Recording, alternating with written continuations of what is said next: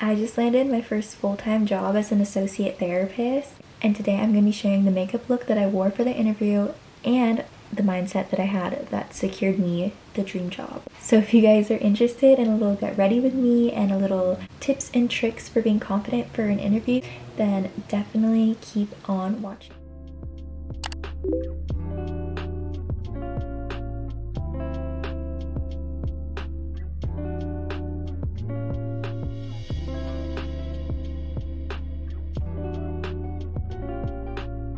So once the skin is prepped nice and glowy, we're gonna dive into all my tips and tricks. And it might have been a little bit of clickbait because I actually didn't wear makeup for mine, but that's only because it was on telehealth on Microsoft Teams.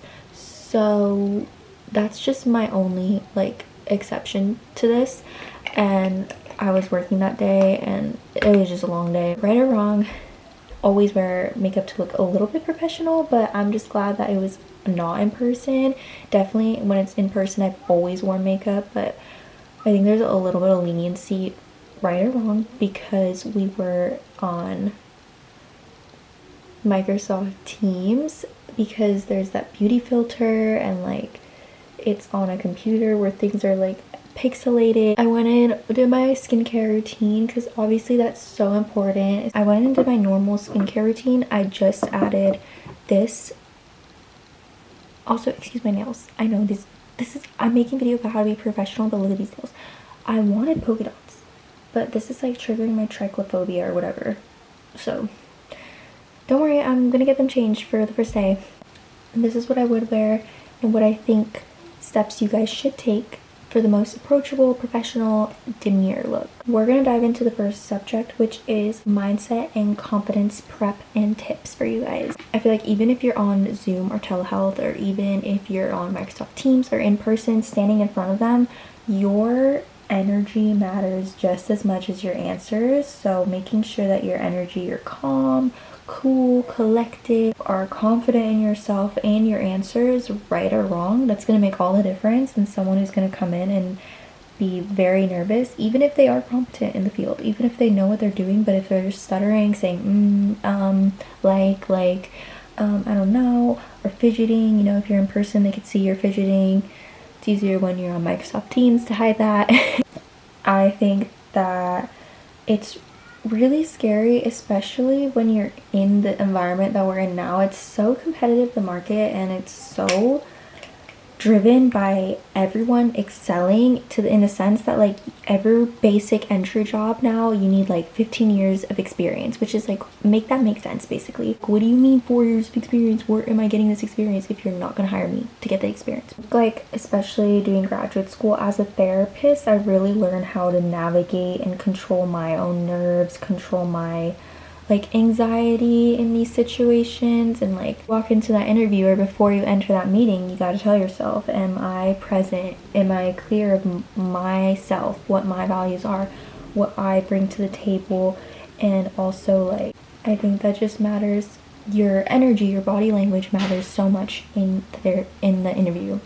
Next section is your outfit and makeup, which is what we're doing now, which is we're going for natural but polished look. We don't want anything that says look at me, or anything that you're in the club basically, or you know, crazy makeup. But we want to look presentable, approachable, professional, and have a polished, clean look that goes with it. I think that even now we're leaning more towards, right or wrong, more casual wear in the office.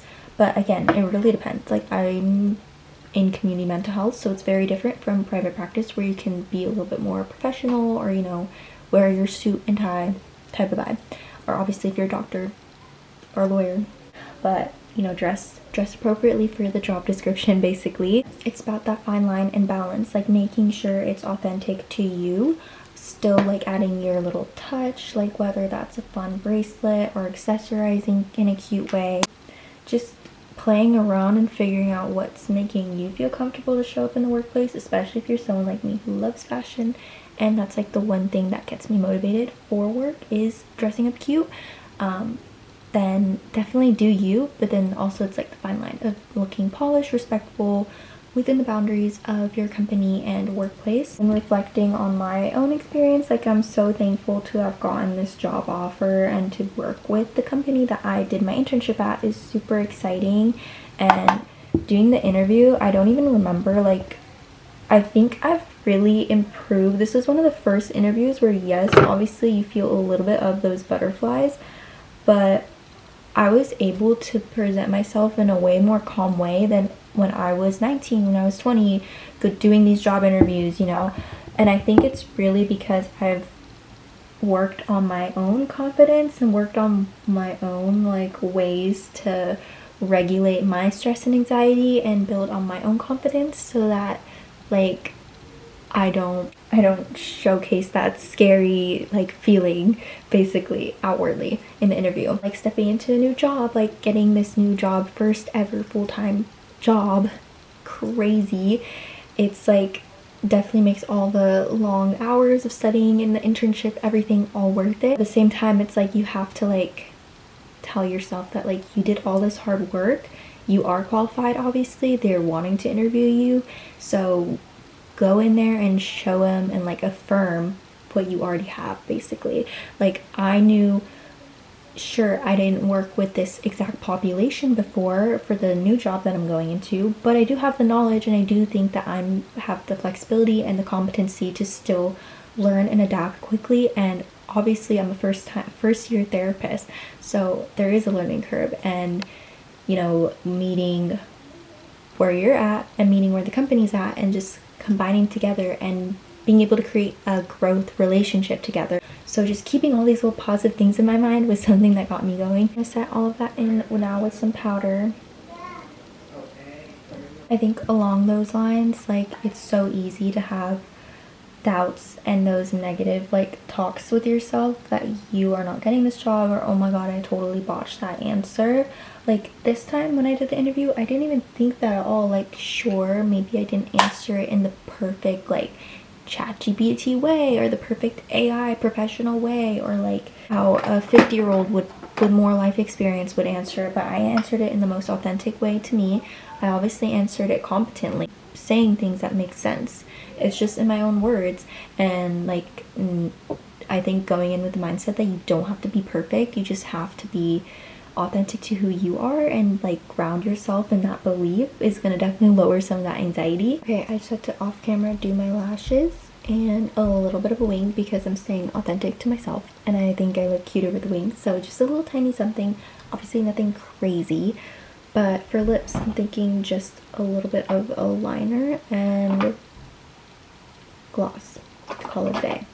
So I'm gonna go in with a shade that's a little bit darker than my natural color, obviously, and just line. I'm not gonna overline or anything crazy, just gonna lightly line my lips. Now I'm gonna go in with just a little bit of a light gloss. I'm gonna go in with Summer Fridays Bomb Butter and Brown Sugar. This is like a very light mauve brown color that I think looks perfect on top. Nothing too crazy. And this is the final little job get ready with me look. I think just to leave you guys with some little tidbit of inspiration, even if you're applying to your dream job or it's your first one out of college, first one out of grad school, first one in this world right now, the crazy world we're living in right now. I think just remember that obviously if you're applying to these jobs, you're more than qualified and you already have what it needs to succeed. So just have that little positive affirmation in your head as you're walking in for these job interviews. And even if you don't feel like you're competent, or if you don't feel that confident going into these interviews, or you don't feel like you have what it takes, just fake it till you make it, which I know sounds so silly and so stupid, but I promise it works.